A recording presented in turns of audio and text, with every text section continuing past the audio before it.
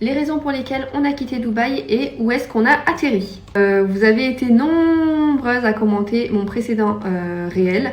Malaisie, Maroc, Qatar, Doha, Sharjah, qu'est-ce que vous m'avez dit encore? France, Paris, vous m'avez dit plein de trucs.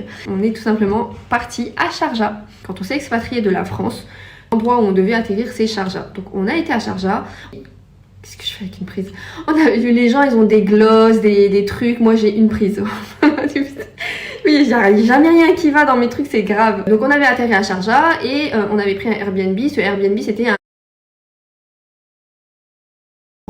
dans des appartements. Cet endroit-là ne me plaisait pas du tout, je me sentais super mal. Surtout que l'expatriation c'est déjà super difficile d'être éloigné de sa famille, de ses habitudes. En plus j'étais enceinte. Donc bon, sur le moment, je m'en rendais pas compte, mais les hormones ont beaucoup joué, je pense.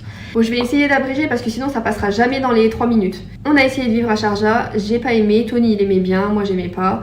Donc il a fait une concession et on est parti direction Dubaï. Donc on a vécu 2 ans à Dubaï. On a fait le quartier de Meudon, c'était 185 000 dirhams, c'est super méga cher, hein.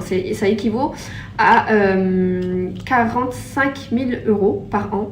Et il faut assimiler ça à Paris, vous voyez, c'est comme si on habitait au centre de Paris ou au centre de New York. Ensuite, on a essayé de trouver un loyer moins cher, donc on a trouvé Villanova. Et Villanova, je m'y plaisais trop. Vraiment, j'aime trop Villanova, c'est trop bien. Dans ma maison. Et le loyer à Villanova, il était à 155 000, donc à 10 000 € moins cher. C'est toujours cher, mais comme je vous dis, on est dans Dubaï. Au final, Tony était triste. Il se sentait pas bien, puisque lui, c'est quelqu'un qui sort beaucoup, vous voyez. Et il se sentait pas bien à Villanova. Et de la vérité, moi j'aimais trop ce quartier, j'aimais trop ma petite communauté, ma petite maison, mes petites habitudes. Franchement, j'étais trop bien. En plus, j'avais ma soeur à côté, donc vraiment le top du top. Bon, il aimait la communauté et tout, hein. Forcément, le cadre de vie y est agréable, mais c'est plus par rapport à la religion. Il ne se sentait pas dans son élément là-bas. Du coup, je lui ai dit, écoute, si tu te sens vraiment pas bien, moi je suis prête à faire le sacrifice aussi de voir à Sharjah, parce que de toute façon, je sors jamais. On va jamais dans Dubaï. Je vous ai jamais fait visiter vraiment Dubaï en soi. On va essayer de trouver une communauté.